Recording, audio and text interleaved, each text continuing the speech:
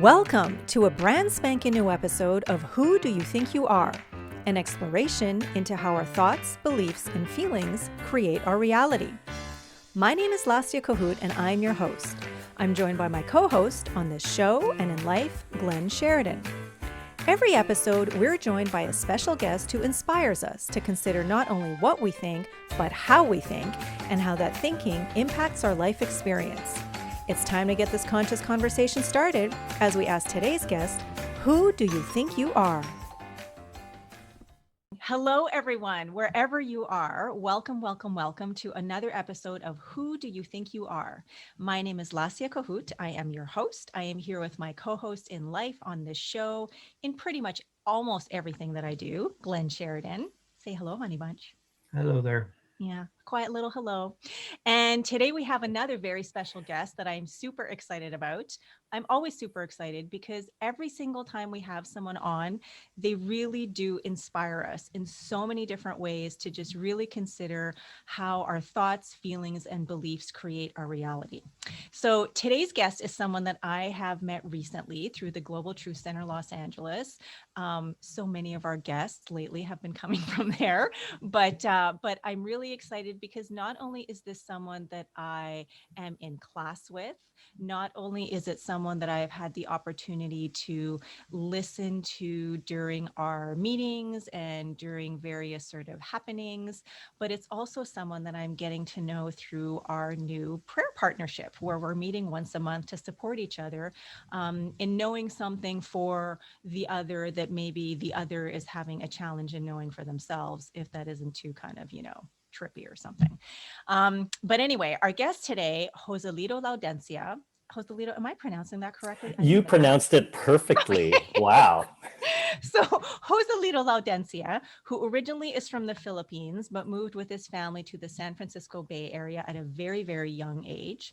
He has spent most of his life in California, and he has done a lot that you can read about in this About the Author section in his brand new book, The Creative Impulse. Is this backwards? No, it looks Okay, correct. I just looked at Yes. it. It's backwards for me. Anyway, so there's tons that you can read in there, but the little highlights that I'm just going to bring about is that he is the founder and CEO of Abundant Good Coaching and Training, which is a spiritual life coaching practice that specializes in helping professionals live a more meaningful, purposeful, and spirit-filled life. He holds a Master of Divinity from the Pacific School of Religion, which is part of the Graduate Theological Union in Berkeley, California.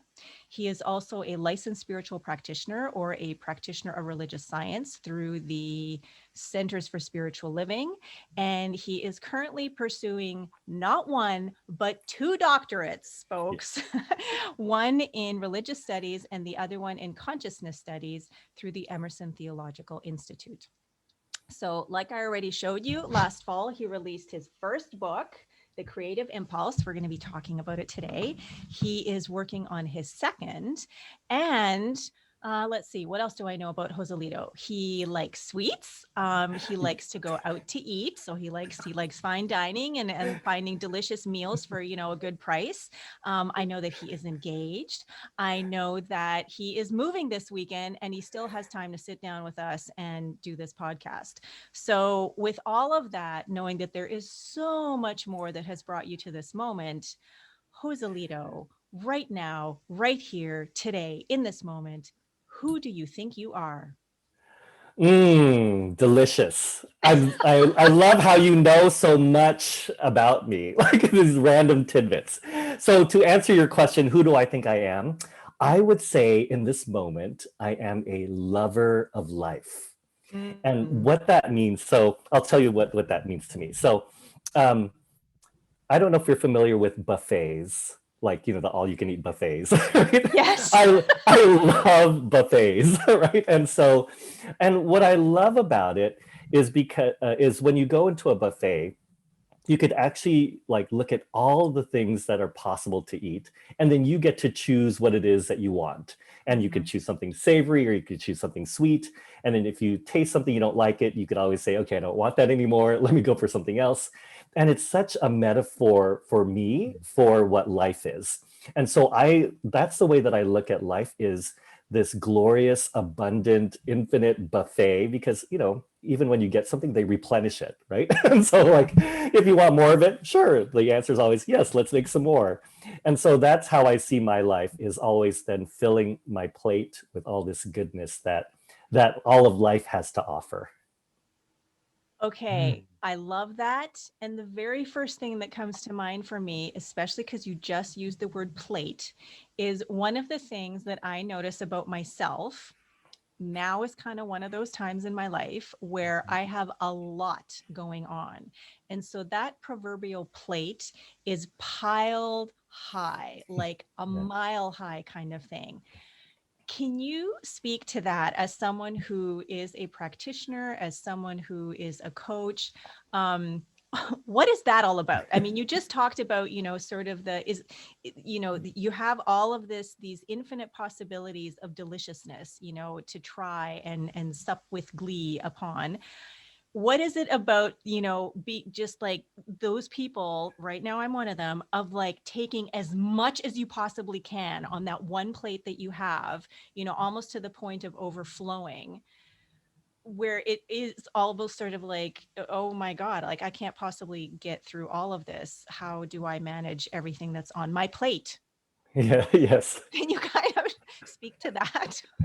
Yeah, you mean, so other than like getting a bigger plate, an Well, even bigger okay. plate, right? God. No, no. Honestly, though, I would say that when so using the buffet analogy, right?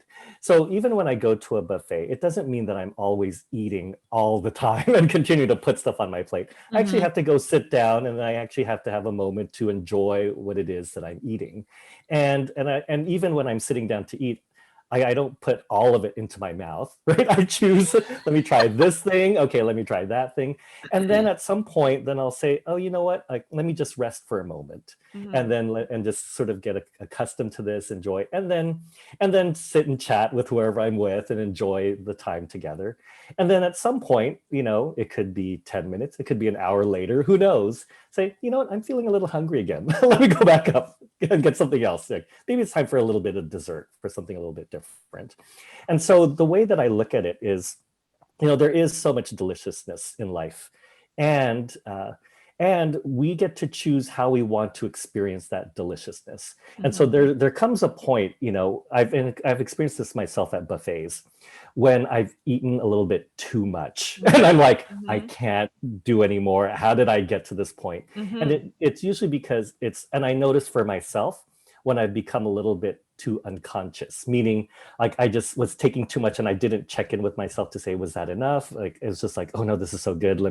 I was just relying on my taste buds and not listening to the entirety of my body. And so there's something really then about tuning into like, okay, where am I right now? How am I experiencing this goodness? What's calling forth in this moment? Am I called to just take a break, take a moment? Um, do I want to taste this to that? So it really is sort of like a moment by moment thing. And then when I do notice if I've eaten too much, then I make the conscious choice and say, okay, let me stop now, because this is not a good feeling. So that point of experiencing too much of that goodness crosses over into that, like, ooh, this is not good anymore. Okay, I just had a little, let's call it an aha as you were talking, and portion control came, and not so much the word control, but portioning, and apportioning, came to mind as you were talking there. And I think sometimes the idea, and I know that I can speak for myself, to this, but I know that it's something that is kind of a can be a race consciousness limiting belief, is that there isn't enough. And so there's all of this in front of me right now. So I got to take advantage of it right now, because I don't know when I'm going to have this opportunity again. And so the idea, if there is this idea way down underneath that there isn't enough, or, I don't know when more is coming, then that impulse, then, or that sort of, automatic, response, without really consciously or mindfully considering what's going on, without sort of remembering that, hey, a buffet is endless. Like there's always more, like there's always stuff going on in the kitchen. There's always more coming out. Things are always being replenished. There's always this, this new wave of deliciousness and infinite possibility and opportunity and tantalizing and, everything that's coming out. So to just trust and know there's always more that's available, that you don't have to pounce on everything, that what you see on this buffet table is not, the end all and be all. To know that beyond that, even what you can't see, that there is more, on its way all the time.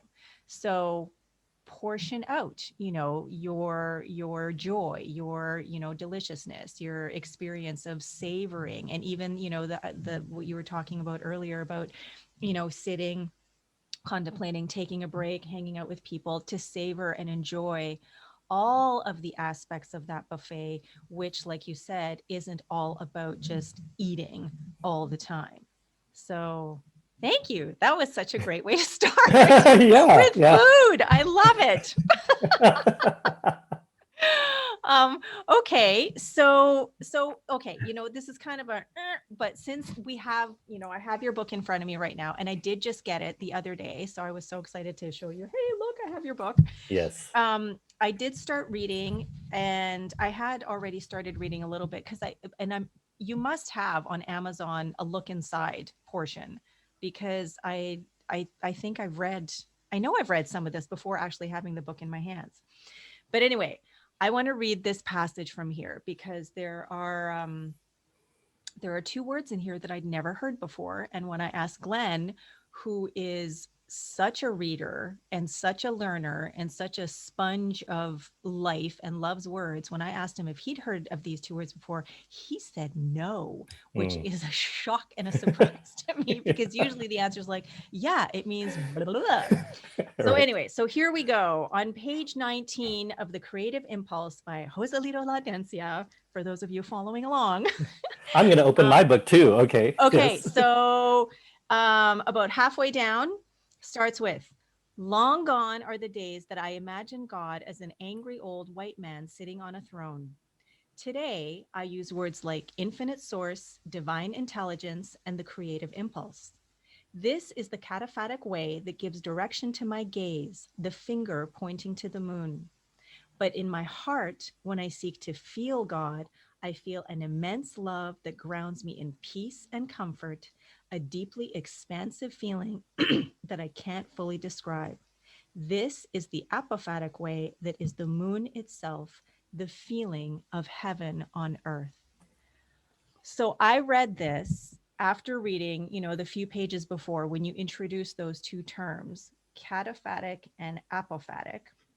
And I found it so interesting, because when I read just the beginning of what those two words meant, I thought, oh, okay, well, the way that we talk about God or spirit or source or universal energy or the quantum field or consciousness or love or light, whatever you want to call it, whatever it, even that, what I'm doing right now, that's kind of, Yeah. that's one of them, right? Yeah, that's um cataphatic. it's, Yes. yeah, so it's the way we talk about it is a blend, because there's sort of, how do we describe the undescribable, and then, there's like just the knowing and the feeling part.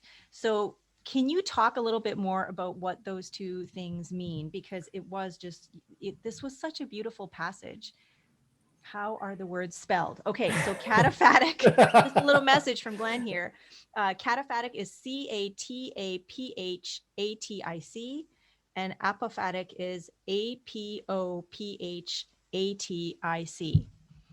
Um, so yeah, so okay, Yes. so Joselito, yeah, with your background and I all would of your love studying to. and everything, please tell us a little bit more about those two things, and then yeah, what they mean to you, how they show up in your life. Yeah, Glenn, just so you know, cataphatic is sometimes spelled with a K. So like C or K, Oh, depending like on if people go to the Greek or or not. Um, Right. and so this idea of how do we describe God is such an interesting notion to me, because as you just read so beautifully, Lesia, it's like, my God, to hear my words coming through your mouth. It's like, Oh, wow, like, and I said, hey, that was pretty good what I wrote. Um, and so no, this idea of like, how do we describe God, and especially, the God of my own childhood and upbringing to the God that I know and feel today.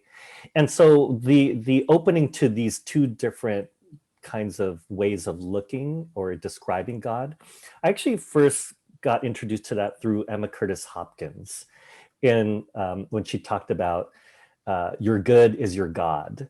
And I was learning about this in my practitioner studies, where we talked about anything that you could describe as good is your God, mhm. meaning, if is health good? Yeah. Is abundance good? Yeah. Is love good? Yeah. So that's those things describe God itself.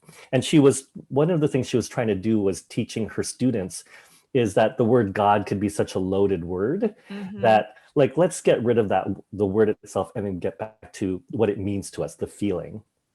And so that really intrigued me, like, oh, so these are things that point to that.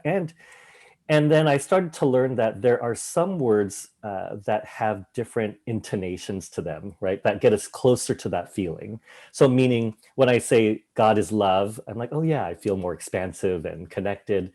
Um, or if I use the word mud, right? God is mud, like, okay, that doesn't feel as good. So there's a different sort of tone or energy. And so the cataphatic is that those words that point to what God is, that get you closer. So if you imagine this whole spectrum of feelings and words, and that they carry different energy, that there's some things that give us that greater feeling.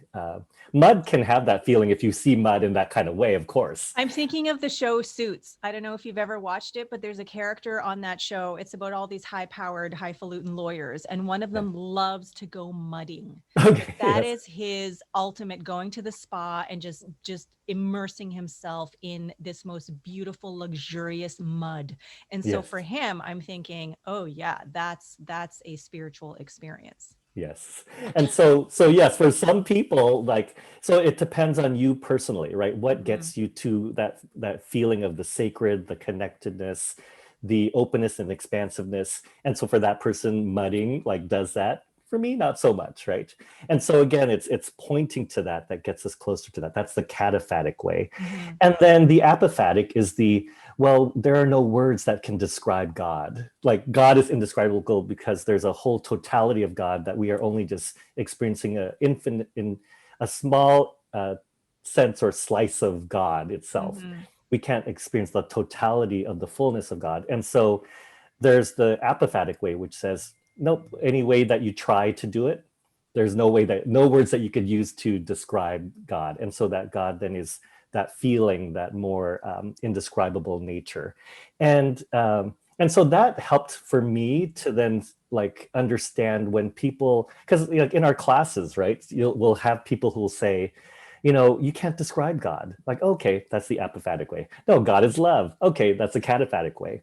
And so the thing that I noted in the book is the problem that can happen is when, the cataphatic way is like the finger pointing to the moon, like where the moon is God itself, but the finger describes God, like, okay, God is love, God is joy, or even God is the Catholic religion, because it gets me closer to that. And Mhm. then sometimes then we'll mistake the finger, because it's pointing towards that, as the totality of God itself. And so we are not placing our direction on where the finger is pointing to, but on the finger itself. And so it sort of then comes into spiritual practices, right? Like somebody will say, oh, here is the end all be all meditation to get you to enlightenment. Yeah. And then people will buy into it, and they'll say, well, that's not working for me. Or some people say, oh my God, that was the best thing in my life. Mhm. The thing is that there is no universal, like, that's mistaking the finger for the moon. It's like we're putting so much emphasis on, okay, this person ate only 1 grain of rice a day to reach enlightenment. That's what I must do, right? If that Yeah. person did that, it's like, no, no, no. There are so many infinite paths to experiencing the fullness of life itself, that we want to continue to be open to it. I'm just scribbling down some notes as I do every time so that I can remember things. Yeah. Um, so it's interesting to me because when I read the little Buddhist, well, just the finger pointing to the moon versus the moon, I stopped there. I didn't go on. Like I stopped and I'm like, what does this mean? What is, like, I really like sort of sat with the little story. Let me see if I can, because it's just a few pages um, over. Dun, dun, dun, dun, dun. Okay. Where is it? I have the Bruce Lee one. Oh, there's a popular saying in Zen Buddhism that captures the apophatic worldview that some have attributed to Buddha, although this hasn't been confirmed that the Buddha actually said this. I am a finger pointing to the moon. Don't look at me, look at the moon. So I stopped reading and I just sort of like, okay. And then I read it again. And then I asked Glenn about it. And he sort of, he told me what he thought. And then I kept reading. And then you explain it just a few sentences later.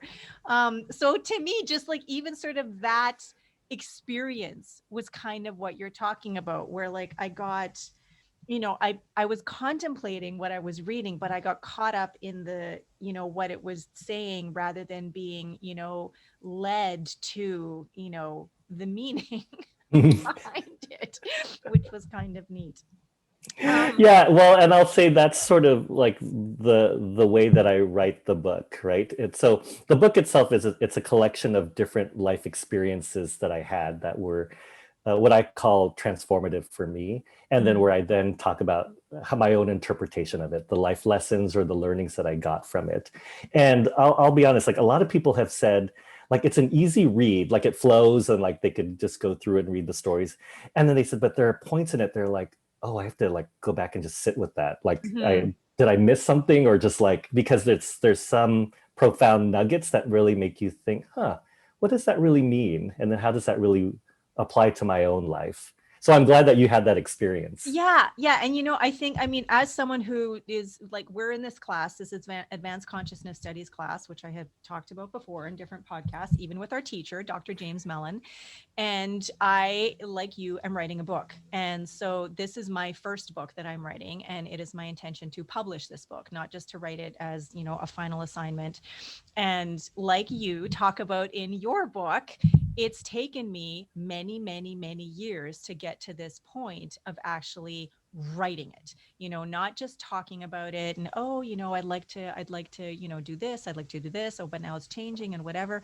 And, over the span of 10-ish years or whatever, I've said a few times, if I had written every book I said I was going to write, I probably would have published 5 to 7 books right now by now. But that hasn't happened yet. And so, and they have changed, these books that I haven't written have Mm-hmm. changed, as time has gone on, as I've evolved, and what the first one probably would have been a cookbook, because that's what I was immersed in. I was working in the food industry and I had my own business, and people loved my desserts and like, will you share your recipes kind of thing. So it was going to be that. Then it was like, oh, but I read a book by Ruth Reichel, this amazing food critic in the States, and she had stories. It was a book of stories, and then each story would have a recipe or two in there that would, be part of that illustration. And I'm like, oh, I could add some stories in there to go with the recipes. And then when I opened my bakery, I could tell the story of the bakery and the recipes and the transitions. And then I started to move away from food into health coaching. And then it was more about how to live, a more sort of holistic life. There was sustainability in there. And it just like kept changing and changing. It's like, well, I got to start again. And it's like, well, you haven't even done anything to Mm-hmm. begin with. So there were all these reasons for, I can't write the book. I can't write the, or, I'm not writing the book. Um, but now the thing for me, it's not, I think it's kind of similar to what you ended up doing, where it's not so much about, it's not I'm not writing a how-to book. It's not, do this process in this many steps for this many days. And I guarantee you that, you're going to feel, a different way, even though, sort of I could teach a class that, I would feel that way. But for me, it revolves around three very significant stories in my life that have, sort of not only, um, been a huge had a huge impact and been a huge integral part of who I am, or sort of who I, have come to be, but also my shift in perspective on those stories and, the events or the person that that story is tied to, how that perspective has shifted as I've moved through my spiritual studies over the last 4.5 years. And then tying in some of the stuff that we learn in our practitioner studies and spiritual studies. And I like, for me, this book really, like, it is about me, it is for me. However, I feel like there will be some people on the planet somewhere who will be able to relate to at least one or two or think, even if it's not the same kind of situation, kind of like with your book, there will be something in there that'll make people take pause and go, huh. And if that means they have an opportunity to see something a different way, to maybe, experience a little bit of a shift, awesome. And if it makes it to, the Amazon bestseller list like yours did, super Yes. awesome. Yes, yes.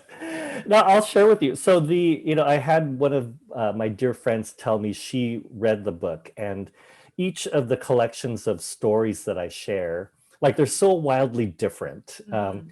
And she said she would read the story and the lesson. She'd say, "Oh, I think of this person when I read this. I'm going to get them this book." So then she orders it for them. Then she'd read the next one. "Oh, I love this other person." And so like each one resonates with a different piece, which, I didn't have any particular intention that that would happen, but it's just lovely that there's something in here, in my story and your story and Glenn's story, that we each have that will speak to different people wherever they're at, that could be helpful for them on their own journey. And so, I will share though, you mentioned it took a long time for you to get to the point of writing a book, and it also took me 12 years to be able to get to write this book. And what sort of sparked it was what happened the year before. So I actually released this book in October. And the year before, what happened was, um, I have a business coach that I work with, and he introduced to me this idea of the last lecture. And I don't know if you've ever heard of that concept. Mm-mm. It's an exercise that this university did with their professors. And they said, if you had only 6 months to live, what would you say for your last lecture? Right. Ooh. And so it was an exercise to get them to the point of like, what is the message that you wanted to share with the world, right in this moment? And so he gave me that exercise, and he said, yeah, like, what are 3 points, right, that you would want to say? I'm like, okay. So I just came up with, like, I really had to think about it. Like, if I could encapsulate, what would I want to share for this? It's only like a 20-minute lecture, right? Like, it doesn't have to be too long, but just a Okay. short lecture.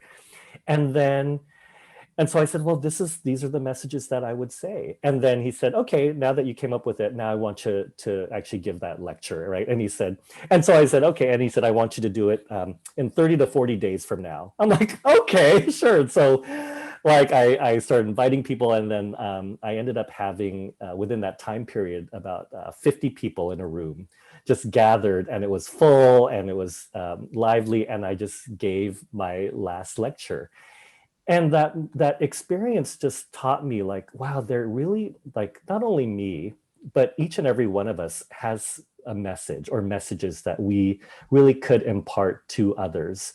And why do we have to wait till it's 6 months left, right? Mm-hmm. That we know. Why not do it now? And so that helped to inspire me then to write this book, because I said, well, why not now?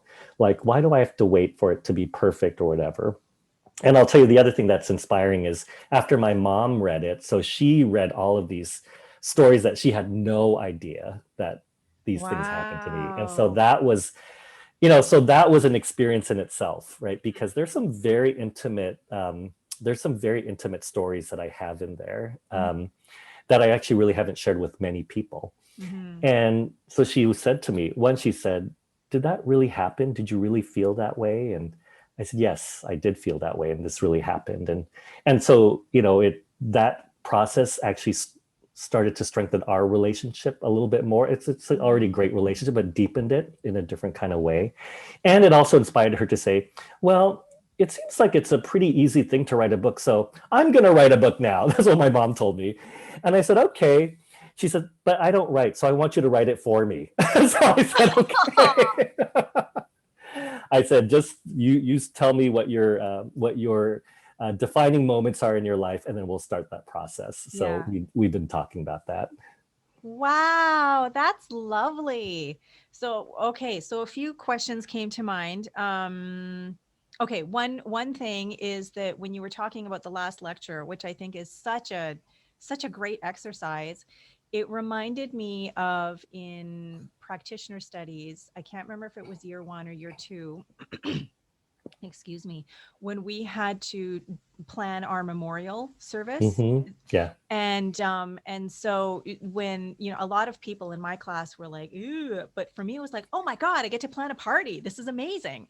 Hmm. And so the actual memorial, planning that was super fun and creative and amazing for me, where I got completely turned around, pulled apart inside out, and just like fell apart because and broke down because of it, was in trying to write my eulogy. And to me, this sort of reminds me of this last lecture. Um, and I almost, it's like, oh, I would rather hear a last lecture from someone than a eulogy sometimes, because a lot of times a eulogy is almost like a resume or just a Hmm. list of accomplishments, but not really about the person. And so like it was a very interesting exercise to write this eulogy, because we had to decide, when we were going to die, how we died, where our memorial was going to be, who was going to be there. We had like the way Dr. James said it, soup to nuts, beginning to end. And so what I did, I even created a program, and I took a photo of that I had of myself, and I aged it to what I would look like at 100, because Hmm. I thought my plan is to live to a vibrant 120. And I figure that probably, if that happens, there's going to be a good photo of me at around 100 that, like we can use. and, and so I put that on the cover of the program. And after going to a memorial service here for research, I just kind of, followed the outline. But when it came to the eulogy, excuse me, I was stumped, and it just brought up all of these emotions, because I thought, I don't know how to do this. Like, how am I supposed to talk about myself the way someone else would, the way someone else sees me, the way, like maybe the impact I've had on other people, without saying, she did this and this and this and this and this year through this school with these people and this institution and blah, blah, blah, blah, blah. And it just like, oh my god, it was such a heart-wrenching, pivotal experience. Like it just I completely fell apart. And so I ended up having two conversations with two very different people, and those two conversations really helped me to sort of pivot and shift. And then when I sort of sat down after 48 hours of trying and deleting and erasing and whatever, I just sat down, and what ended up pouring out was more about, if you want to know what kind of person I am, look around to see whose company you're in, because Mm. that speaks, to what kind of person I was. And yes, there was a little bit about the center that I founded and my students and teaching and the books that I'd written and the podcasts that I'd had, and what I love to do, my garden and be in nature and just that kind of stuff. But it was really about like soak in the feeling and the vibe of like sitting on this beach with all these people in the sand at a bonfire with all this super cool vegetarian food and live music coming later. Like that's life to me. That's, the experience of life. And once that happened, it flowed, and I don't even really remember what it was. And then to hear that read by one of my classmates, because that's what Dr. James wanted us to do. He said, "You're not reading your own eulogy, pick someone else to read your eulogy." And for a few people, they just kind of rattled it off. But the person who read mine, I was like, oh, there was such feeling and such thoughtfulness and just like attention to the words and phrases. And I'm like, I was a really interesting, good person. Like Yeah. it was really a very, very special experience. So I mean, I am writing this book, but I kind of like this idea of this last lecture, and you only have 20 minutes, in which to do it, and impart, maybe like 3 lessons or whatever, that you feel would be of value, to share. So thank you for that. That's Yeah, yeah. great. And I think part of the essence behind both of the exercises, right? The eulogy and also the last lecture is getting to the heart of what matters to us, what Mhm. gives us meaning and what's important to us, and sort of really putting it out, like, and sort of writing it, putting it out there. And then and I love the process of hearing it back, because then when you hear it back, you actually get to see, like, oh, does that, like, do I like that? Does that Mhm. satisfy me? And then it gives you a choice of, like, well, maybe I that's not what I wanted, and then you could choose to change it up, right? But Mhm. there's something very powerful. What's nice about the last lecture is, yeah, it's focused on what is that, like, heart, um, that heartful message, right? That we really feel compelled to share with other people. It's like the greatest secret on earth, that if you could tell, doesn't it could be the world, could be just a few people, right? It's just, but what is that thing that you feel, that so deep, and that is so meaningful to you, that you just say, you know what, I would once I get this out there, I feel like that's part of my mission, my work, to Mhm. share that with the world. Mhm. Heiny Okay. Bunch, I feel like it's time for you to weigh in. Yes, this is a good conversation. Thank you. Um, Joselito, where do I go here? Just on that last point about the last lecture, I think isn't there a book with an actual professor knew he was dying? Is that the story? Yes, that's actually, yes. So that's, Randy. you actually got that right. So it actually was a, how did it become more famous or more popular, was this professor actually realized he was given that 6 months to live, and then so it brought so much more meaning, that, like, oh, this is for real now. This is not just an exercise we're doing here. Right. So that is reminding me of when we moved from Toronto to here. Um, big changes. Obviously, we worked and lived in Toronto for 30 odd years each. And around that time, as we were moving here, one of the kind of national treasures in music, there's a rock band called the Tragically Hip, and they're huge in Canada. They're like just part of the culture. And their lead singer, Gord Downey, very, he'd always been kind of just hard to pin down in terms of like, what is this guy all about? He's a real poet, but he's just a little bit offbeat. People couldn't quite, you know, figure out where was he coming from. And he had been diagnosed with brain cancer, so he knew that like he had some treatment and stuff, but like this wasn't going to end in, he was going to die. He knew this, right? And around that time, he just got more and more involved in, I think this is the kind of same idea of things that like, what matters to me, so you deal with things like family and your friendships, and um, his bringing things into the spotlight as it relates to uh, Indigenous rights in Canada. So First Nations, as we typically call Mhm. um, Native population in Canada. It was around the time an election was happening, a federal election. So he was basically using his position of like, the media is on me because I'm a musician and I'm going to say things, and I gather crowds and stuff, and he would put politicians on the spot and get them to commit to certain changes um, in things like water on First Nations reserves, clean drinking water, just simple things. It's like, why don't people have that? Every other Canadian would have that. Why wouldn't they? And so I really admired that. It was the thing I was really becoming more aware of too. And but the other thing was, they did a sort of a tour at the end, like the band, And, he was getting kind of frail. He was not his normal kind of very charged stage personality. He was just kind of get a little bit more subdued.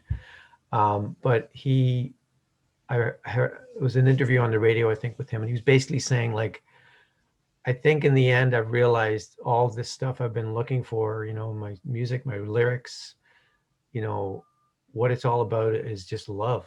And it took me a long time to like admit that it's just that simple. I forget the actual quote, but it's basically that same idea. It's like, well,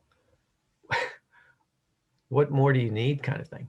That's, if you go from there, then these issues of like political imbalances and people not seeing each other as people, that just falls away as long as you can kind of come from that position of, okay, we've all got that in us. We're all capable of that, right? So anyway, so that's Yeah, I love that. I love that. And, underneath sort of what you're talking about is, if we are to share our last lecture or live our life in the way that we want, one of the things that I've found in my work, because I do spiritual coaching, is that people, like a lot of people, don't ask themselves what they want or what matters to them or what's meaningful to them.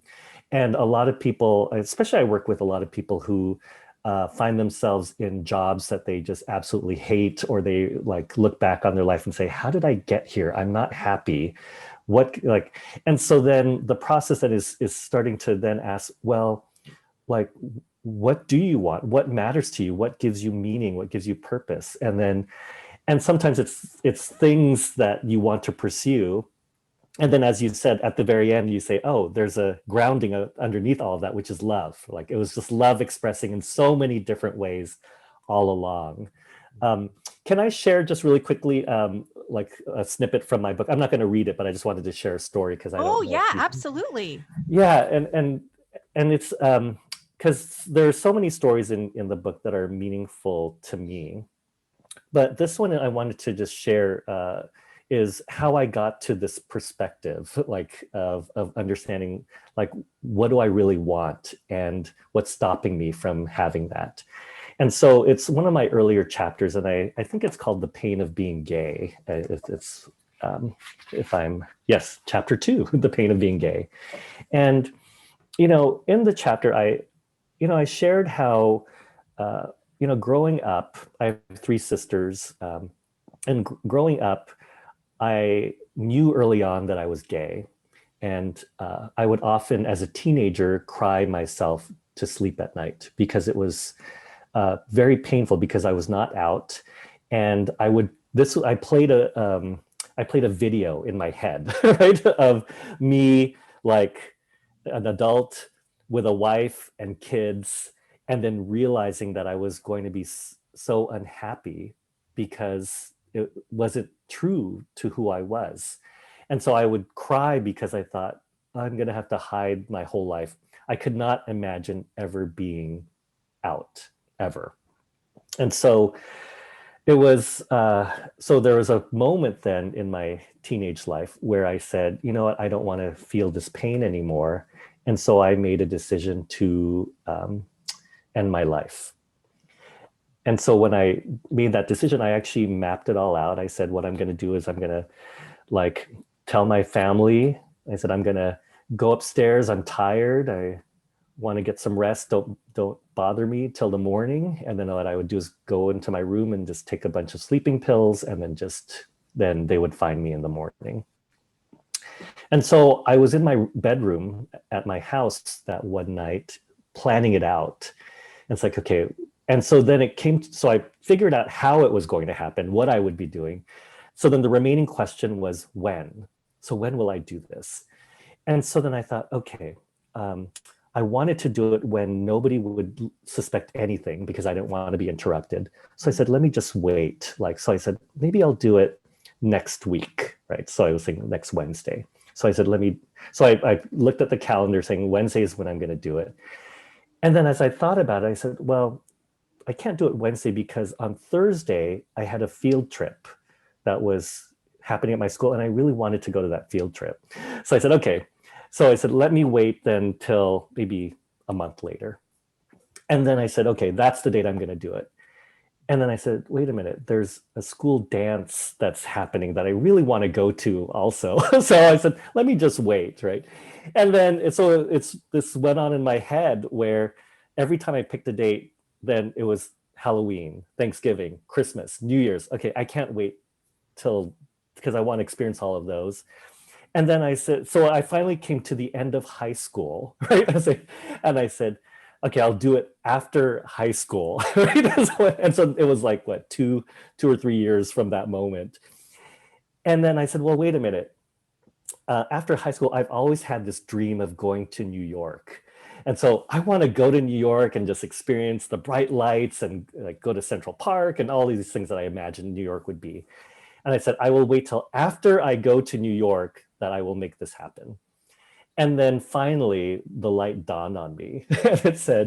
And I said, why am I like wanting to do this when there's so much life that I want to live? And Mm, why not just live life how I want to live it now?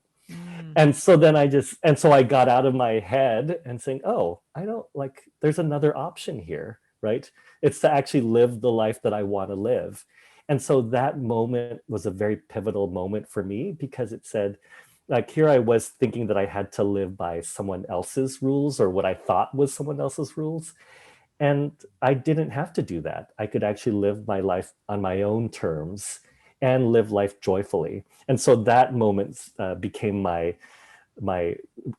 crystallization of how I see life and why I'm so impassioned about living the life that your heart wants you to live. And so, the subtitle of my book, The Creative Impulse, is Answering the Highest Calling of Your Heart. And so, why not answer the highest calling of your heart? Like, what's stopping us? And so, yeah, so that was one of my more special stories that I had in the book. that is so amazing and so interesting and so different from my experiences with attempted suicide. Not something that I talk about publicly, but I feel like since the door has kind of been opened, the one time that I did actually attempt suicide, I planned it out. I thought about it. And sort of, how I was going to do it. It was a mixture of pills and as much alcohol as I could get into my body, because I didn't like the idea of cutting my body or violence or didn't know where to get a gun kind of thing, and just this is what I can work with. So this is how I'm going to be resourceful and how I'm going to make it happen. Um, it was, I think when I was 15 years old, maybe, no, maybe 16, because I was living with my dad. Our parents had separated by then, and I was living with our dad, and my sister was living with our mom. And my dad was away on business a lot. And so, 16-year-old had the car, had the house, had a credit card to buy food, groceries, did not use that money for that. And I was home alone most of the time. Like I didn't go to school. I would make excuses. It just like it was a very, very dark, bizarre time, where I sort of, thought, oh my God, there's all this freedom, but there were no limits, there were no rules, there was nothing going on, and it wasn't a good place for me to be. There was a lot of buildup, that led to that, but I planned it when my dad was away, when I knew that my mom and sister weren't going to be around, where nobody was around, and not just to like not be interrupted, but like no one was going to find me for days until I was good and dead kind of thing, right? But what ended up happening was, for whatever reason, and I think it had to do with the cats, my mom and sister decided to spontaneously come over that night. They found me, took me to the hospital, had my stomach pumped, and then there was sort of like the fallout, the shame and humiliation of not even being able to, do that and succeed at that. Never mind all the other things that I had failed at in my life leading up to that, facing my friends, what are they going to think? And then, even the thought of going back to school, the teachers, after all the lying and whatever. Anyway, that all passed, and there was stuff that happened. And then there was another time in my early 20s when it just things got really, really dark and really, just but kind of unmanageable, unlivable. And again, suicide for me just felt like it's the only way out. It is the only way to make what all of this stuff that I am feeling, not feeling, experiencing, going through, it was the only solution.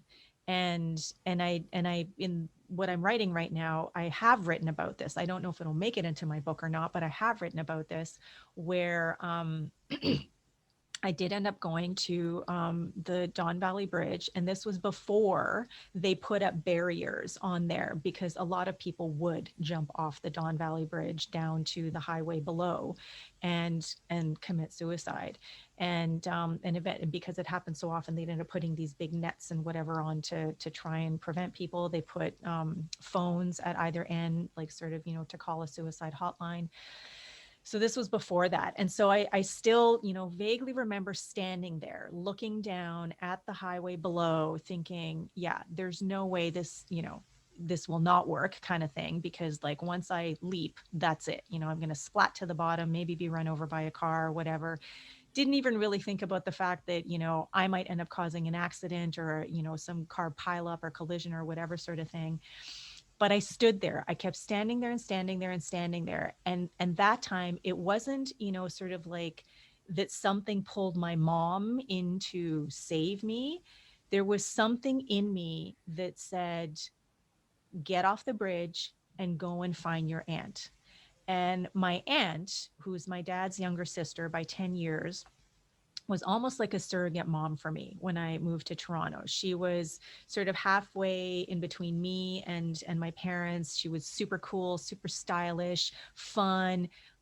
It like just like I loved her and I love her still. She's still that, like even in her 60s, like she's like the bar of like the way that I would love to look and be and take care of my body and stuff like that. She's just so amazing. And so I thought if there's anyone, that I could turn to and feel even remotely safe with right now, it would be her. She was in another city. She was in Mississauga. It was a work day for her. I had never gotten there by transit. Somehow found my way there, got there after like 2 hours or whatever of buses and streetcars and blah, blah, blah, only to find when I got to the reception, they said, "Oh, Vera's not here today. She's home with a migraine, sick." And I'm like, okay, now I got to go even further into this city that I don't really know because I've only ever driven in there with her in a car. Somehow found my way to her place. She was absolutely stunned when I showed up at her door. And then we just sat and talked and cried and, whatever happened kind of thing. And then I ended up getting some help after that. Um, and then sort of the next most personal experience is shortly after we moved here, where it was like maybe 5 weeks after this massive move from Toronto to Victoria, getting ready for a Sunday service at CSL Victoria. Everything's prepped, whatever. I grabbed my phone to set up the phone for streaming on Facebook so that Reverend Carey's talk could be streamed live. And I get a message from one of my dearest and oldest friends in Edmonton, where I grew up, that one of our other really, really, really, really close friends had just committed suicide. And it just, my world stopped. I went outside, and this is one of those times where literally like my knees buckled from underneath. And I could not believe that this has happened. But on the other hand, I could believe that it happened. Like it was shocking, but not surprising. And I guess I don't know, maybe it's because I have had those thoughts myself, and I have felt the pull of, that life force, that creative impulse, if you will, either through someone else, like my mom with me when I was, 15, 16, or, that just like that energy, that beingness, that knowingness that just like moved me physically from the bridge to get on a bus and go and do what I did to find my aunt. Um, this like the thing that I felt for him was that he's at peace, with all of the the struggle and the anguish, that he had gone through, even though like there were so many amazing things in his life that he loved and valued and everything, to think that on some level, whatever it was that he was working through, that this was the option that for him meant that, he could finally be free or whatever. Even in the shock and the disbelief, there was comfort in knowing that. And I mean, it was very sad, because it was a surprise for so many people. And it's still, my heart hurts a little when I think about it. But those are sort of the three big, experiences that I have with that. And so it's interesting to me how some people just don't get it. Some people just, the idea of taking your own life, um whether it's sacrilege or it just doesn't make sense, or there's always another option. I really appreciate and value for those people who do understand, whether it's because they have, maybe thought about it themselves, maybe tried it themselves, or have experienced it in some way, through someone they know, that the judgment isn't there, that it's just, it's something that can help us to grow, that can help us to really anchor ourselves in that energy, in that life force, in the, just, what an absolute gift, it is to be alive and to be living, and to keep finding, other ways to, mm, I don't know, to just find that joy, and be that joy and live that joy that you were talking about.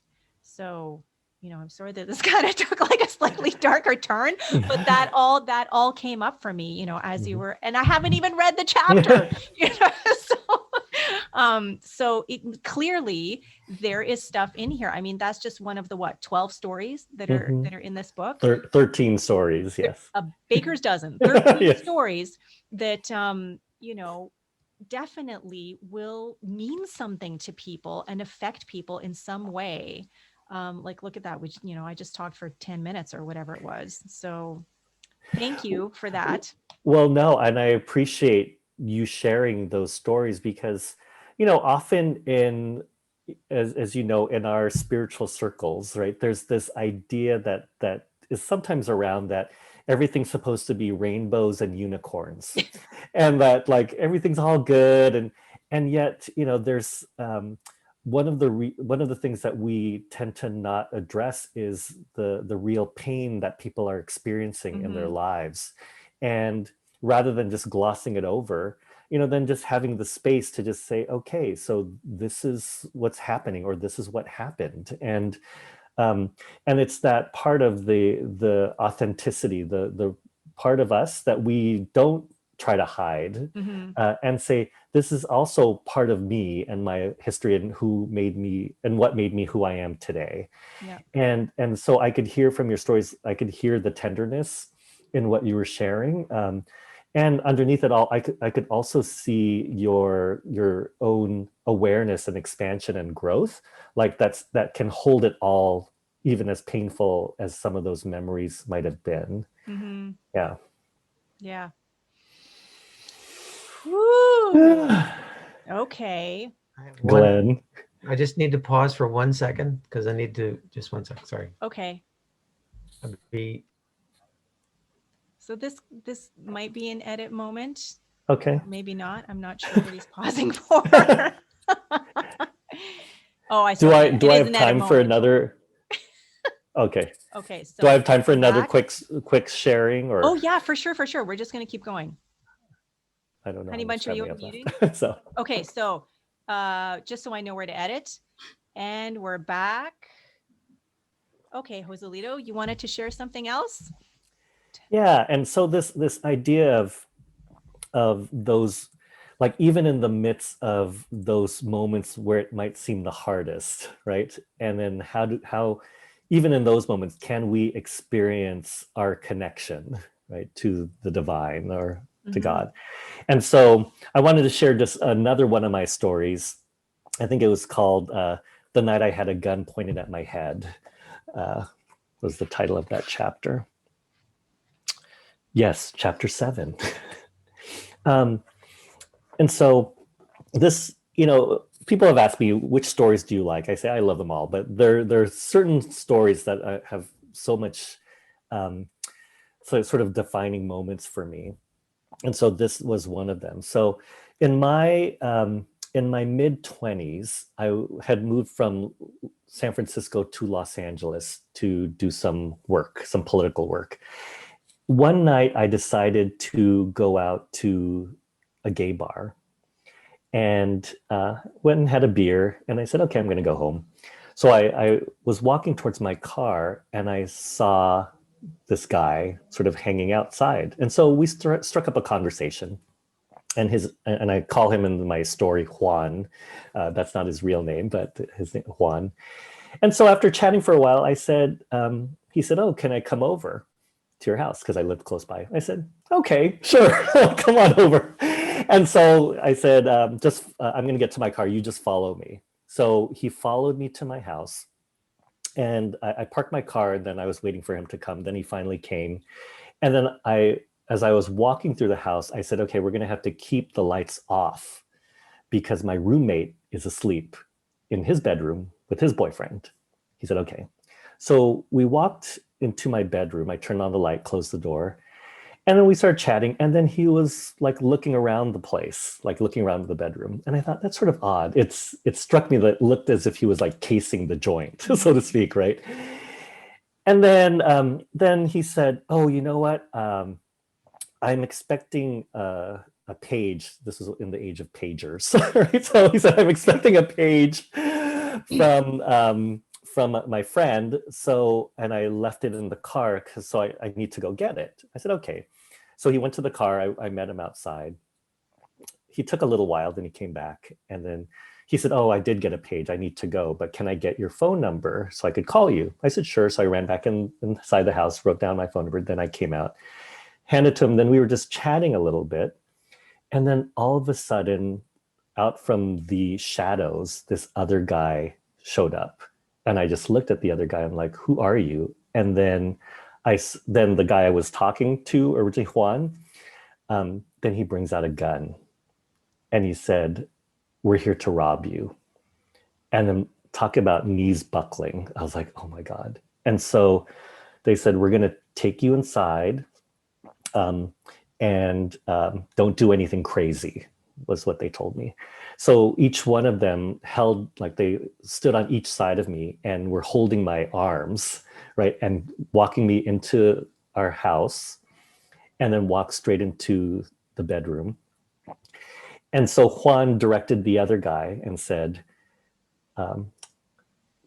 put him on the bed. And he told me, he told the guy, take off his glasses so I couldn't see. Mm-hmm. And then he told the other guy, here, hold the gun and just keep it at his head.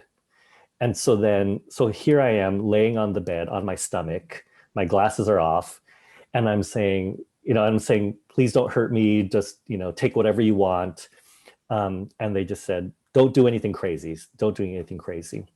And so then while this guy's holding the gun to my head, he's sort of laying next to me, almost on top of me while he's holding the gun. Like I could feel the steel of the gun right next to my head. The other guy, then I could hear him going through my drawers, opening my closet doors, like just starting to rummage through my stuff. And so after about maybe 10 minutes or so of laying there, I just said, okay, what can I do? And then I got this, I heard this internal voice and it said, humanize yourself. And so I said, okay. I said, I need to, so I whispered to the guy who was holding the gun right next to my head because his head was right near mine. So I whispered, hey, can I tell you something? And he said, and he was a little shocked, like, what? What do you want? And I said, can I tell you what I'm going to be doing tomorrow? And he said, okay, sure, right?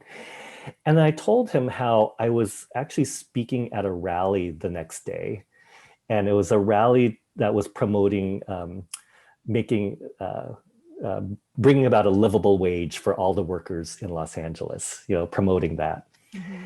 And then he said, wow, really? That's cool. I said, yeah. I said, because all of us could use more money. It's tough for a lot of us, and then I said, can I tell you what I do for a living? And he said, well, yeah, sure. And I said, yeah, I do a lot of work in communities of color with low income folks. And so I just was telling him all about the political work that I was doing. Mm-hmm. And then he said, wow, that's really cool. Right.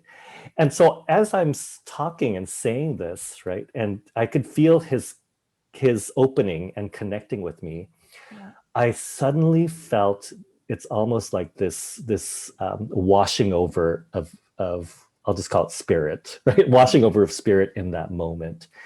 And I just felt super crystal clear and calm and peaceful. And I just knew that, like, I was so present in the moment as I was talking to him that I knew that, like, there was no other moment other than that moment. And all the fear had subsided in me as I was just connecting with him. So we ended up like whispering to each other, like while he's holding the gun to my head. And then this other guy is going through my stuff. The other guy, every once in a while, he would say, like, don't go crazy and do anything, or Mm. and so he was doing his thing, right? But then here I am on the bed, like with this gun next to my head. And then finally, at some point, the guy who had the gun next to my head, I don't know his name, right? But he said, okay, we're going to get ready to leave now. And I said, okay, well, just don't hurt me. And he said, we're not going to hurt you. Okay. And I said, okay. And I just felt it, like, okay. And then this was the odd thing, right? So the light was on in my bedroom. My bedroom was facing the street. So the other guy, Juan, he turned off my light and then turned it back on again. And then he did that 3 times, like on, off, on, off, on, off. And then all of a sudden I heard this car revving its engine outside. I was like, oh my God, there's more. There's somebody else out there involved in this. And then the guy next with the gun pointed at my head. He said, okay, we're not going to hurt you. We're just going to tie you up, And then, so then they took my belt off my jeans and they tied it around my ankles. They took my telephone wire, which is the time when you used to have telephones attached to the wall. They took the telephone cord and then they wrapped my hands behind my back on with it. And then they said, okay, just count to 50 and then get up, but don't do it anymore. So I counted out loud, like 1, 2, and then I heard the door open and close, and then I heard in the living room and the front door open and close, and then the car revving away, driving away. And all the while, like, I'm still counting. And so I got to 50 because I'm like, I don't know if they're still around. Mm-hmm. So I finally got to 50 and then I just got up and I just thought, what just happened? And then I shimmied myself up because I was tied up and I hopped over to the bedroom door and I was able to open up the bedroom door and I yelled out to my roommate. I said, hey, Conrad. And then his sleepy voice came up and he said, yeah. And I said, can you come out here for a moment? And he said, yeah, sure. Like, is anything wrong?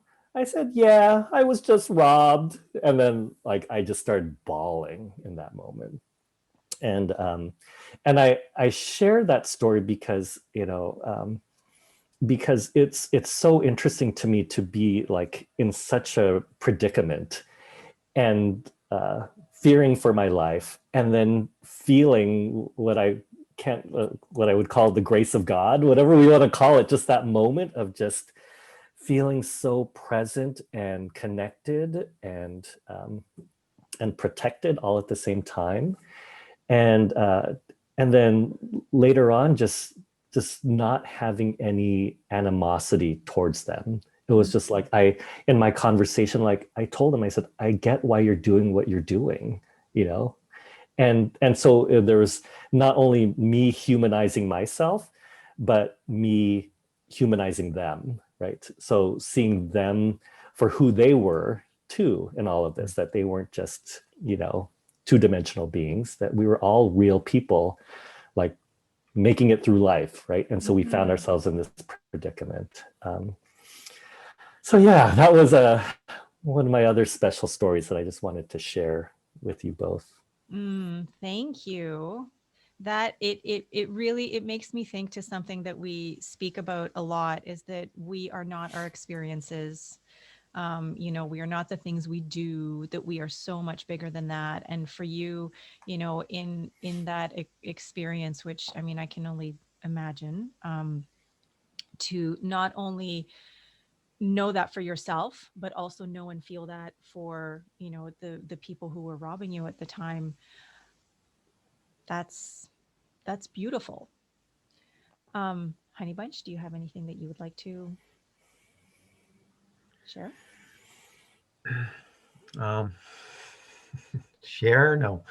Okay. I Yeah, I've had a similar experience to that last one, but the hmm. And I guess I choose not to share it. I mean, my family kind of knows, but um,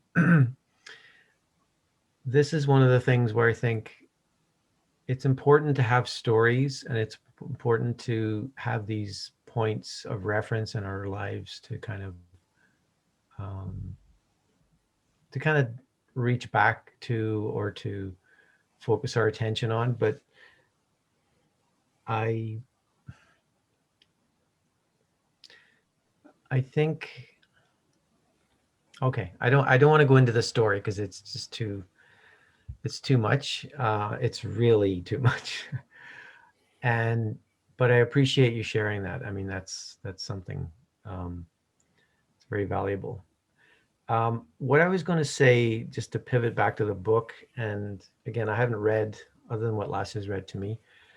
Um, it the title of the book includes two of my favorite words: creative and impulse. I am So, for as far as creative is concerned, that is like, I get very overwhelmed sometimes with just my ideas. My creative ideas are around words and wordplay and story, and it's, as you said, it's like an infinite buffet of availability. It's it's it's great to know that there's so much available and there's so much to choose from. And the other aspect of that is that we, you know, it's like a language that we're learning all the time to to grasp and to utilize and to put into practice through things like our, people would normally say, intuition is our kind of hotline to spirit or whatever. I prefer impulses because it's like, if you actually did listen to those impulses and like just follow them, then there would be, I'm pretty sure there'd be less of a separation. Like, I know in the Jungian tradition, they have the idea of the shadow that we each have, and we have to learn to integrate it in order to be a fully actualized human being. You need to access your darkness. Even like the idea of the yin and yang, dark and light. Like, the darkness is another way of looking at it is, it's it's the chaos of available energy that you fashion into experiences of light, I think. And the creative, like, my sort of word, my most comfortable idea of what God is, like when I overhear Lass's community, they usually say, God, or all that is. It's another of my favorites. All that is, spirit. There's so many versions of that, but to me, creative spirit is like, that's who I am, and that's what everyone is, and that's what is around me. Um, but I think if we were actually better at following our impulses and listening to our dreams. There's a certain language that's going on that it's just sort of like zooming past us much of the time because we're not paying attention to like, oh, this is what I'm supposed to do. If I say yes to that thing, if I say yes to this experience, if I embrace even sometimes the things that I feel, could I get to know that person? There's something about them that is a little bit uncomfortable for me. Maybe saying, let me delve in for a while and see what that's like. Because obviously there's an aspect of me in that experience that I'm getting from that person. So I'm saying, like, if we were able to integrate the moments, like the creative impulses and that listening and just saying yes, we probably wouldn't have as much of this thing that we put into a corner that we don't want to think or talk about, that we often think of as the shadow. It would be lighter because we'd be more in motion, we'd be more flowing, and um, yeah. So that's where I am. So I'm curious for you. Does that phrase, or how did you land on that title? Yeah, no, and I'll say I love what you just shared, right? And and I so am right there with you in everything that you shared. Uh, the idea of the creative impulse. When I wrote this book, I had no idea what it was going to be about. I really didn't, and I just said, let me just write these stories about my life that were defining for me, and I wrote them. And after I came up with a number of stories, I said, well, let me write all the lessons that came up with each of them. And as I gathered them all together, I said, okay, what holds you all together? These stories. And then that's where the idea of the creative impulse came up. Like, oh, each of the stories points to that thing within me that was guiding me or just pointing me in that direction of my own unfolding, as I'll call it. Whether that was me, being the teenager, suddenly finding that impulse, like to ask myself, well, what do I really want, right? I want to experience this. Or that impulse within me that said, humanize yourself. And by humanizing myself, I humanize them as well. Mm-hmm. And so that's where the title came from. It just came upon me. Said, "Oh, I love that title." When I first started sharing it with people, some people said, "Is that an art book that you're putting together?" like no, because they said it said creative, right? I'm like, no, no. So I added the other piece, answering the highest calling of your heart. Um, and so, in line with what you said, I totally agree that the way that I look at it is that there is that part of, it's sometimes I don't know the right words. It's that whole apophatic way, right? The indescribable, because sometimes I want to say inner being, like is speaking to us, and I'm like, wait, it's not just my inner being, it's all of life itself is speaking, right? And so it's hard but I know that there's something that's speaking to me because I'm clearly hearing things or feeling things.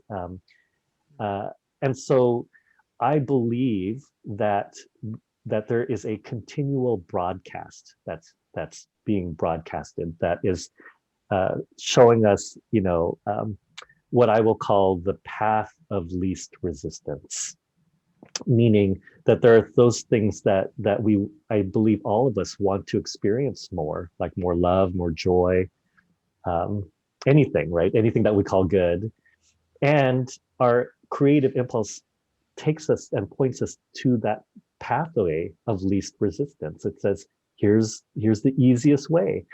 And the thing that gets in our way for the most part is ourselves, right? And it's like, oh, either because we don't believe that that's possible, or that it can't be that easy, or whatever reason we might come up with.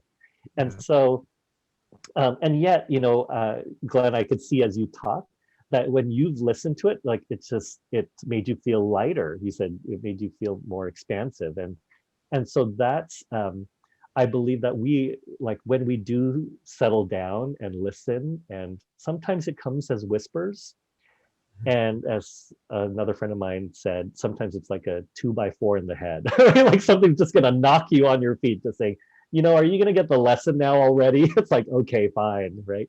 And it's all about our willingness to be receptive to receiving this broadcast that's always broadcasting to us. Wow. Yeah. Okay. Yeah, I could go in a bunch of different directions there. Sorry, but yeah, it's. I think it's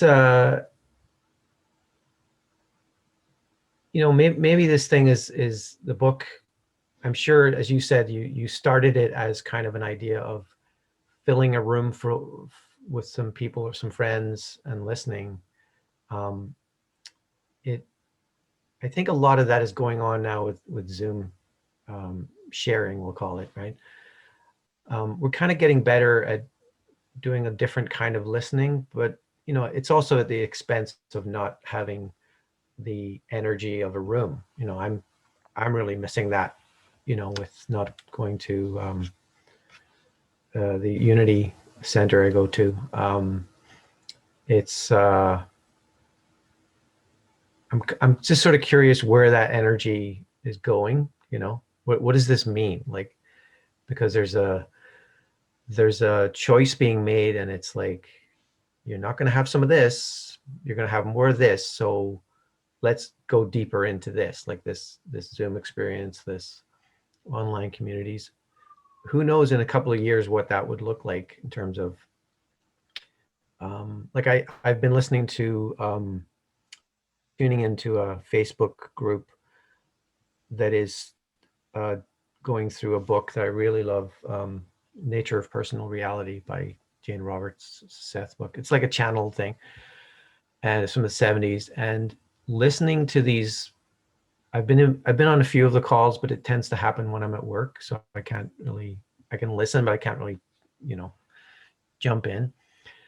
But I'm finding that when I listen to the backlog um, of the 1 hour discussions that started like last March or April, I'll listen to it, and then if I forget to press done and like or whatever, I'll go and listen to the next one. But I realize I'm listening to the same one again. About halfway through, I realize, oh, this is another.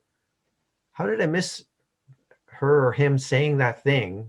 I just listened to this like 6 hours ago or yesterday, and it's like, oh, what's that? It's like there's a deeper level that you can go to just by, it's like it's not even like two coats of paint on a wall. It's like, no, watching a movie again or reading a book again. It's like, okay, I'm a different person clearly because that guy yesterday did not pick up on that, right?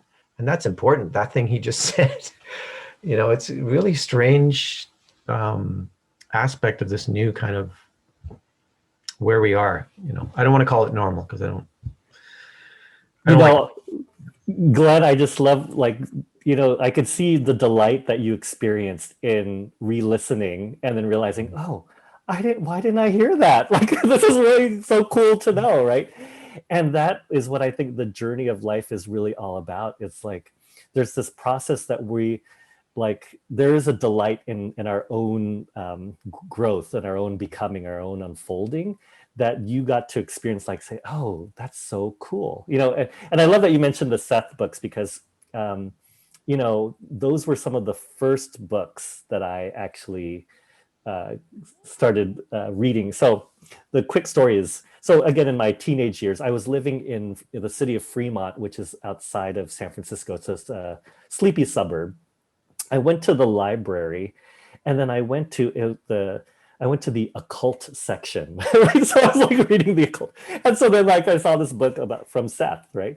And I opened it up, and I saw the introduction. It said, "Congratulations, you have now walked on the path and will now begin to start meeting people who are of like mind," or something like that. I'm like, and I'm a teenage kid. I'm like, okay, this is cool.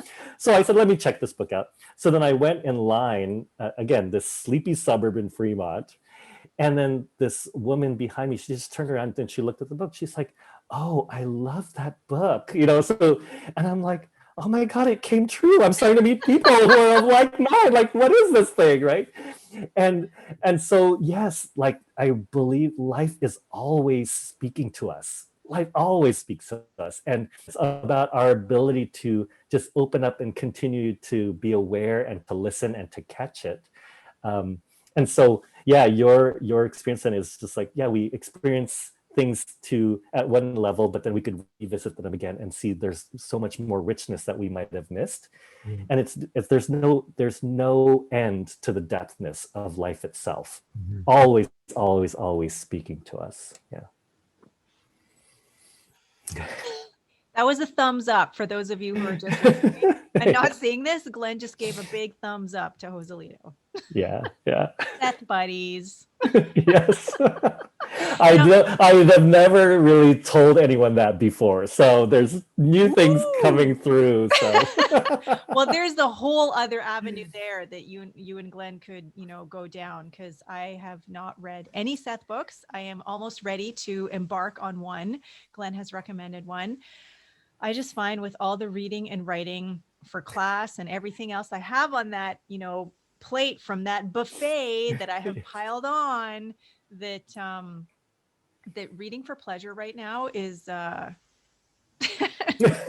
That being said, I did start listening to the book Breath by James Nestor, which was inspired by Glenn listening to a podcast. I can't remember whose show he was on, Joe Rogan, someone Yep. else. Yeah, Joe Rogan, last year, I think, talking about his deep dive into breathing, the nose, how it works, mouth breathing versus nose breathing, and it's really cool. And it's really cool. I'm very excited to listen to this just because of the Welcome Home and Spirit Breath launch that's happening in March, which is just a few weeks away. So, Glenn is going to be right back. Okay. So Joselito, what I wanted to just mention, the sort of the thing that you were just talking about, how there's no end to the depth, like the work, what I like to call the work, is soul excavation. To me, it's just, it is constantly digging and digging and digging and unearthing and digging through more to just keep discovering, what is ultimately always there to begin with. It's Mhm. never gone. It's, it may be sort of hidden, if you will, but that there's always more to find, always more to discover. And the more that you do, the more you actually then allow yourself the opportunity to live that discovery, to Mhm. experience that discovery, in a more meaningful, spirit filled way. I think I read that in someone's bio somewhere earlier today. yes. um, what I wanted to say though was that it doesn't always feel great, Mhm. that expansion, that expansion doesn't always feel like unicorns and rainbows. That what I have come to realize for myself is that some of those most intensely expansive experiences, for what me feels like now, can feel very much like plummeting into a depression. And I know enough to know that that's what's happening. And for me, it's about the breaking or the shattering of, the veneer, the shell, the vessel, the container, whatever sort of metaphor you want to use, of what has been, holding this energy, this creative impulse up until this moment. But because that impulse is so infinitely powerful and so strong and so active, all the time, that there come many points in our lives and in our own evolution and expansion that container has to be broken open. And as it's being broken open, then that is when, we can go to that other level of beliefs and old stories and limitations and rules and contracts, whatever you want to call them, that are, clinging to their last bastion, like, of existence and hold, over you, sort of thing. And to let them go when they have been there for so long and have been part of our normal, part of our comfort zone, part of what made us who we are, to, allow them to break free and to break free from them, knowing that they're still there, but that we're not holding on to them anymore. That with that can come, not only, uneasiness or dis-ease, but, lots of pain and discomfort and just, anguish, for lack of a better word, as we allow ourselves to evolve into, the next most amazing expression of who and what we are, of that creative impulse that is always in flow. What do you think about that? Beautiful, beautiful, beautiful. And, you know, especially within this last year, right? With everything that we've been experiencing, the whole world around the pandemic, Mm-hmm. talk about breaking open what we thought was how life was supposed to be, right? Many of us have found ourselves in new situations. And Glenn, you spoke to this too. Like now, like we're not spending as much time in person and it's all Zoom, and we're having to learn different ways of connecting, and how do we appreciate that, right? And so there it can feel like great discomfort, yes. Yes. And then on the other side of it too, right, there's a greater expanded, what can I call it, joy, or that's actually on the other side. Like time and again, I think life has proven to me that uh, what I think is something challenging, I go through it, and then I'm broken open, and then I'm like, okay, what do I do with this? And then I realize, oh, it was actually, I'm actually a lot stronger Mm-hmm. as a result of that. And it's all in hindsight, when I actually realize it. Going through it isn't always fun, right? Mm-hmm. Um, and yet, there's something joyful in the excavation. I love that phrase, soul excavation. There's something joyful for me in the soul excavation, because you get to see like what is really down there. Like, Mm-hmm. are there diamonds or gems, or like, and all of them are so beautiful, even though they may look like they're not. They're all beautiful, and we're like, oh, let's put some, like, finally we could shine some light in this thing that has been craving light Yeah. for so long. Yeah. And there's no depth to it. Yeah. It's endless. Yeah, it really is Yeah. endless. I agree with that 100%. Well, okay, just if you're listening to this on the podcast, you're not going to appreciate what I'm doing because I'm turning my laptop, but I don't know if you can see this or not. Okay, Glenn's showing a bunch of his books on his desk, which really is like a drop in the pan of the ocean of his That's the Seth library. corner. Sorry. Oh, lovely. I I love that. I moved. We had my desk in an area where I just wasn't using it, so I moved that into the bedroom, and I'm gonna have to purge my books. This makes me really sad, but that's okay. Mhm. There'll be room for other books, maybe, or maybe just space is what I need. I don't know.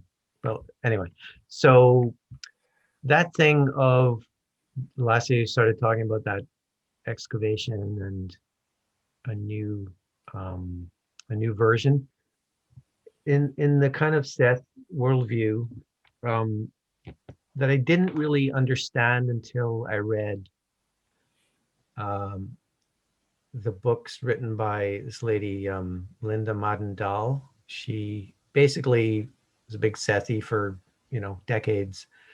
And she wrote these books called Living a Safe Universe, which is from a Seth phrase, I live in a safe universe. So she took the I live in a safe universe, meaning, like, as Einstein said, you have to decide one day whether you think you live if the universe is friendly or if the universe is not friendly.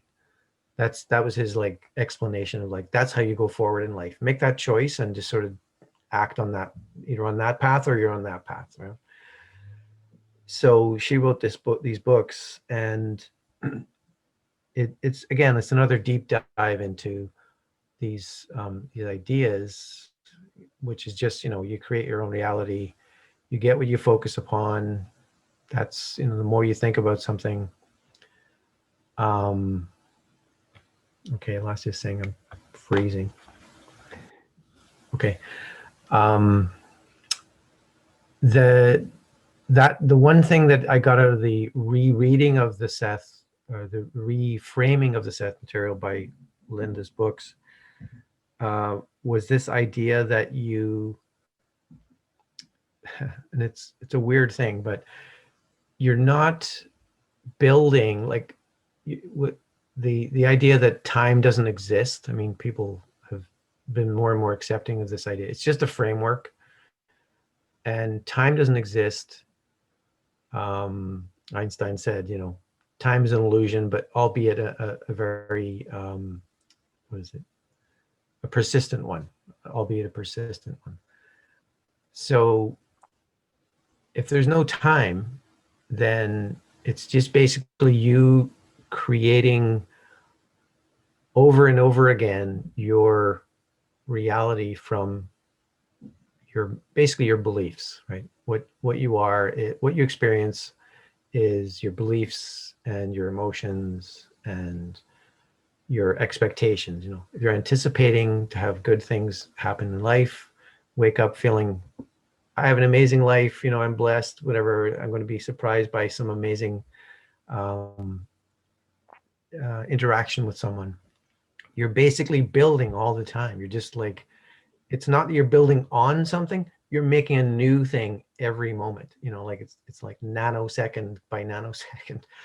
And which again, it's hard to talk about, because how can I say that time doesn't exist, but I'm talking about nanoseconds?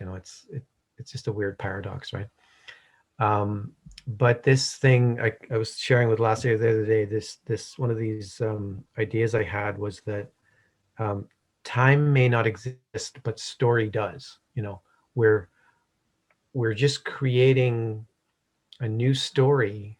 Like, even if we redid this podcast, it would be completely different. Mm-hmm.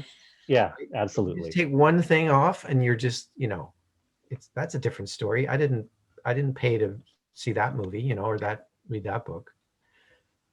It's so weird, but it should be comforting that you have this in you to kind of expansively just go and create and flow into different directions all the time, without feeling the need to be like, without feeling obligated to some version of yourself or some idea. It's okay to just look and say, take a breath and go, I'm fine with who I am. I'm going to do this now. It's an amazing thing, to be able to say, I can create, back to your creative impulse thing. It's like, that's part of being energy, being God, being part of all it is like, those are the tools I'm working with. So clearly I'm going to make things, and I'm going to create certain ideas of contrast, and I don't like that so much. And then there's these other resplendent kind of, oh wow, I've never had this before, and never experienced this. So that, yeah, I just had to share that. That's that idea of, you're building. I have on my board over there, every moment is a starting point for creation. Mm-hmm. Like, it's not like history, and it's not this built on this built on this. You can look at it that way, because it's easier to tell the story then, like, you piece the parts together. But really, it's simpler than it appears. You're just doing it, making it anew, making it fresh. Mm-hmm. I love that. It's the idea of like, what's the story that you've been telling yourself, or what's the story you are telling yourself, right? That helps to direct how you want to live. And the story that's unfolding for you is, every moment is a fresh new moment, right? Open to creativity. And how freeing that is, to actually realize, oh, you mean I don't have to carry that other story I used to carry around for so long, and I could always choose a new, like, so Lesia and I have been, in our advanced consciousness studies class, we talk about this idea of creativity. And, Amit Goswami talks about situational creativity and fundamental creativity, where situational creativity is where we base our creativity based on what we already knew, preconceptions, how we lived our life, our stories, all of that. So um, they likened it to brainstorming in a meeting, like, oh, let's brainstorm. And you tend to be limited by what you already know. Uh, Whereas fundamental creativity actually connects us back to our intuition, back to source itself, to say, wait a minute, what if I let go of all preconceptions, conditions, and open up to this fresh new moment and say, and that spontaneity of like, what is wanting to come through in this moment? And that's the fundamental creativity that we can tap into, that goes back to that creative impulse, that intuition, that thing that's always speaking to us. And it's about us being open enough to it that we could allow that to come through as us. And so and it could be very scary. It could be very scary to be living on the edge like this. We call it leading edge of our consciousness, of what we know to be true, because we're stepping into new realms of being, uh, where space time doesn't exist, right? And like, what? What do you mean that doesn't exist? And so those are, I believe, those are the moments when we experience the quantum leaps in our own journey, when we really tap into that and let go and fully give ourselves over to this more expanded way of living our lives. That's cool. Yeah. Yeah, I feel like, and as I'm just going to kind of wrap it up because I'm looking, and we've been going for almost 2 hours, guys. What? Um, it for me that you just sort of summed up what I endeavor this podcast, to be, is that, really there is a structure, like there's me, there's Glenn, there's a guest. We have had two guests on before, and when that was like, do you want one of us or both of us? It was like, oh, we haven't had two guests on before. Let's do it. All right. But it's really, aside from sort of like the bare bones structure of, I introduce the guest, ask the guest, who do you think you are? The guest answers, and then we have a little thing at the end. The rest of it, even though there might be some inspiration from the bio or something that, one of us knows or both of us know about the guest, something that we have in our history together, the conversation is spontaneous. And just like Glenn said a few moments ago, if we were to do another one, there's no way that we could repeat this one, because Mhm. you would answer the question differently. I would Mhm. introduce you differently, Yeah. like our little Hollywood Squares thing here would show up differently. Like Yes. Yes. everything about it would be brand spanking new in that moment. And it's not even that like everything would kind of go from there, even though for us within that, time construct, that's what it sort of seems like. Every moment that podcast is a brand new podcast, every single moment that, we're in it together.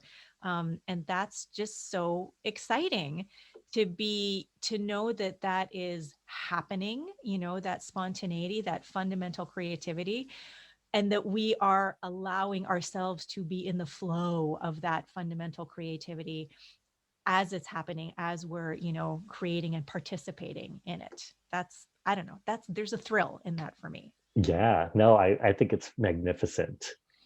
Keep it going. I love Keep it. it going. Yeah. All right. So, you know what? We could totally continue this conversation, and perhaps we will another time. But for today, we're going to wrap it up.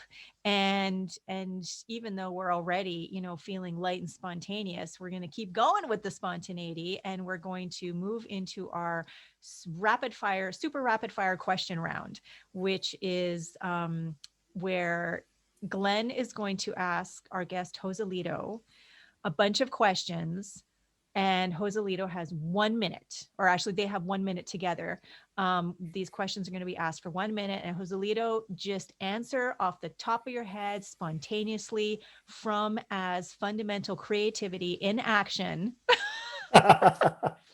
And then at the end of it, you're going to win something. And Yay! listening, win is in air quotation marks because, there is a prize, but there isn't. So, There's always a prize. okay.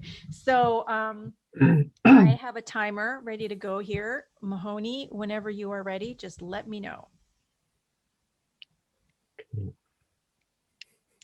And you're still freezing on and off, but we do seem to hear you. So just go ahead and talk. It is getting chilly in this room, so maybe that's the problem. Okay. The internet's cold. Okay. Yeah. Are you ready? Or am I saying go? You can say go. Okay. Ready, set, go. Do you sing in the shower? Yes. How many tattoos do you have? 0. Are you more wave or particle? Wave. Which do you prefer, jigsaw or crossword puzzle? Crossword. 21st century or 20th century? 21st. Buddha mind or Christ mind? Christ mind. Singing or dancing? Dancing. Swearing in Spanish or Tagalog? Tagalog. Yes. Tagalog. Okay, swimming or skiing? Swimming. Okay. Cats or dogs? Dogs. Sweet or savory? Sweet. Reading or writing? Writing. Cher or Lady Gaga? Lady Gaga. Showers or baths? Showers. Exercising the body or the mind? The mind. Ding, ding, ding, ding, ding. Okay. I don't know how many answered, but this is going to be your prize. Yay! Woohoo! Life is a prize. Okay. And it should take less than a minute to read this because there's a quote and then there's a book, bit of the book. From Julia Cameron's, where's the thing? Transitions. Okay. It's basically like little meditations and reflections, prayers. She's married to Scorsese. I don't know how they make it work, but they seem to be a lovely couple. I never knew that. Yeah. What? Wow, I had know no that? idea. That's a prize right there. Ding, ding, ding. Okay, you double one. Okay. So the first quote is from the science fiction writer. She recently died. Fantasy. Ursula K. Le Guin. She said, "Love doesn't just sit there like a stone. It has to be made, like brick, remade all the time, made new." And then this is Julia's reflection on that. She says, "I build my friendships with the conscious architecture of my integrity. My design contains space for change. My friendships are flexible and resilient. I do not demand that my relationships remain static and unvarying. Instead, I allow my bonds to be mutable and varied. At times I am close, and at times I am more distant from even my closest friends. Such is the natural tide of relationships. I accept the changing tides of my friendships." That's really nice. "I allow flow and mutability. My heart is a spiritual shoreline with intricate tides that I honor and respect. Today, I respect the changing garden of my life. I focus on those areas that are in blossom, and I allow other areas to lie fallow, knowing they too will blossom in their turn." There you go. Very lovely. I love that. So, thank you. All right.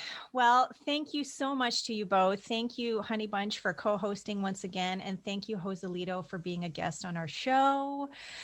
All these amazing nuggets, just, the buffet, the last lecture, the sharing of your stories, and really sort of experiencing stuff just with you telling them, not even reading the stuff.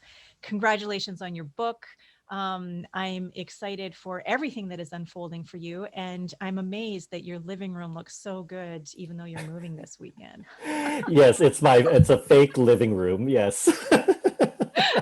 Joselito's background always looks so good. And it looks so good. It looks like it's real, even though. Right. Anyway, thank you once again for being on Who Do You Think You Are? And thank you to everyone who has listened, who has watched. If you enjoyed what you liked, please like, subscribe, share. Let us know what you thought by leaving a comment.